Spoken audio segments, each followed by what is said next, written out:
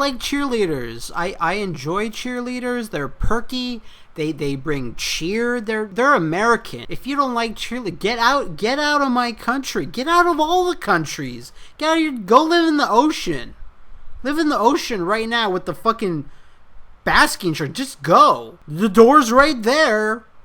Don't let it hit your ass on the way out. Lollipop Chainsaw. Now, I've been anticipating this one for quite a while. I'm a huge Grasshopper Manufacturer's Suda51 fan, so I kind of felt like maybe I should actually finish the game before I kind of give it any sort of consensus, but I really enjoyed it. I beat it in around 7 hours.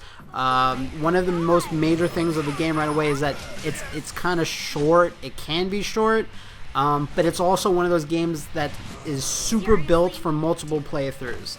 And the last game that I kind of went immediately into a second playthrough was Resident Evil 4, which was quite a while ago. So if a game makes me immediately want to go into a playthrough, I'm halfway through my second playthrough, then it does its job well, and it makes you want to go back and play it again. So I'm not going to give too many spoilers or anything, and I'm not going to show any footage beyond the prologue and the first stage, because as some may know, we're doing a full Lollipop Chainsaw episode of Two Best Friends, the season premiere actually, and it's going to be a good one. You'll see all my observations on cheerleaders and their skirts in loving detail. So a quick rundown of all the regular video game components. Graphics, not the best looking game, not by wide margins. Never been Grasshopper's sort of thing to put out the best looking games.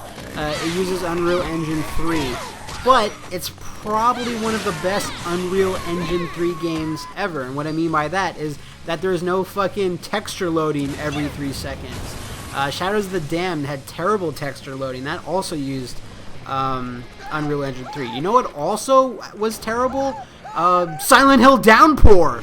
It was terrible, yes. It also had terrible texture loading, I guess. All the character models look good. The game is extremely colorful. All the different effects that pop off when you knock off a zombie's head. Everything looks really attractive, really just sort of... It looks nice. It looks new. It looks kind of like not every fucking gray shooter Uncharted clone there's ever been. I'm a big fan of the cosplayer, Jessica Nigri. She's really nice. You might know her from the internet. In fact, I was able to snap a picture of her and me together like a year ago. Yeah. See, we're just smiling away there, Suck it, haters! The game has an amazing soundtrack. Akira Yamaoka, who you might remember from doing all the soundtracks of the good Silent Hills, also does all the music here, and it's really good.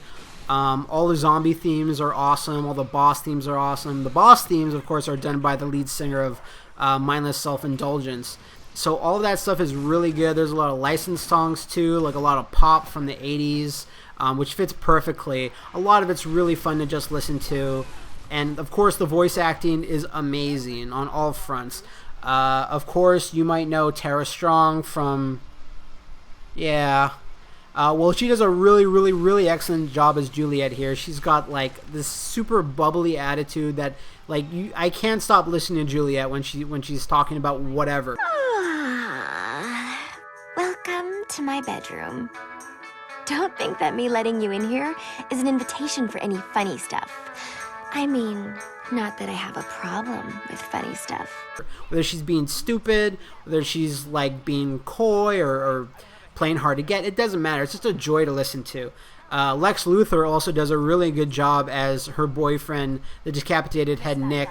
Their banter is probably one of the highlights of the entire game because it's so funny.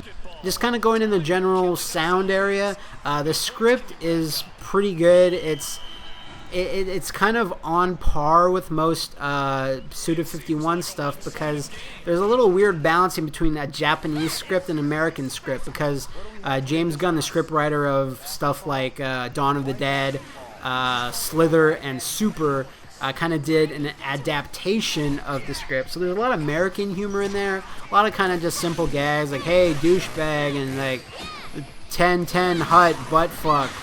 Some of it's kind of it just rolls off the back of your head, oh, okay, whatever. you don't really think twice about it. But then you get some really good lines like, I didn't know what to do. How am I still alive? How am I still talking without a fucking thorax? I performed a magical ritual on your head. It was really hard. the control could be better, of course. It's not up to the likes of Bayonetta or Devil May Cry. You don't have that much precise, like, battlefield control of where your enemies are all the time, but it's not really meant to be that game. If you go into it looking for a Bayonetta, you're going to be disappointed, but it's still a lot better than, like, you know, Dynasty Warriors bullshit or anything made by Koei, basically. It's better than No More Heroes in the depth that you have in combat, but it's still not as responsive than you might like, but it does play a little bit differently than all those put together, because you might think, oh, swing your chainsaw around, but not really. Your chainsaw is kind of used just for, like, finishing off most things. You want to use, like, all your other attacks, your melee strikes, which are pom-pom bashes, and all your flips and evades and leapfrogs. You put them all together and the combat kind of clicks after a while. But if you play it like it doesn't, you can't pop guys into the air, because that seems a little silly to have to pop zombies into the air and juggle them, when zombies you just cut off their heads or shoot them in the head. So it's not really meant to be those games regardless. Personally, I still found it really fun, and I was never tired of the combat. I was always getting a new cool combo. There's one particularly in the game that's a little OP, I think, overpowered for those that might not know. Like I said before, the game is built for replayability, and you'll never get every combo. You'll never be able to level Juliet up enough in your first playthrough. But there's tons of other stuff, like specifically costumes. There's about 35,000 costumes in this game, or it seems like it anyway. You unlock some just by going through the game. You unlock a bunch when you beat the game. Of course, there's the DLC costumes. A lot of them cost just enough that you can afford them, and some other skimpier ones cost a lot of zombie medals, like the main currency you get from killing all the enemies, and some of them have an astronomical price that you'll have to grind like at least a couple levels to be able to afford. But all of them are a lot of fun. There's a lot of weird anime ones, some animes I've never heard of. So overall, I love Lollipop Chainsaw. It does have a few things going against it. It doesn't look the greatest. It doesn't control the greatest. But I had more fun with it than, say, Max Payne 3. I like Max Payne 3, but I was well done playing Max Payne 3 before I even got close to the end. I did finish it, but Lollipop Chainsaw is kind of like a fucking lollipop. It is a sweet, crunchy candy that you have for a few minutes, and then it's over. But guess what? You might want another one, like, in a few hours or in a few days. It's kind of just like video game junk food, and it's got that sort of jankiness to it that it's not so janky that I feel weird.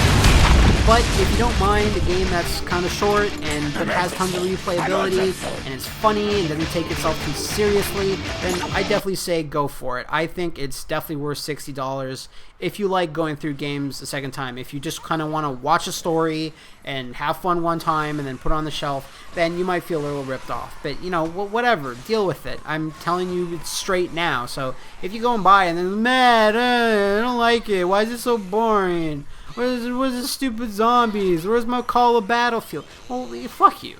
You know? Just fuck you. Look at this. She's a cheerleader. She's a cheerleader. She's a fucking cheerleader!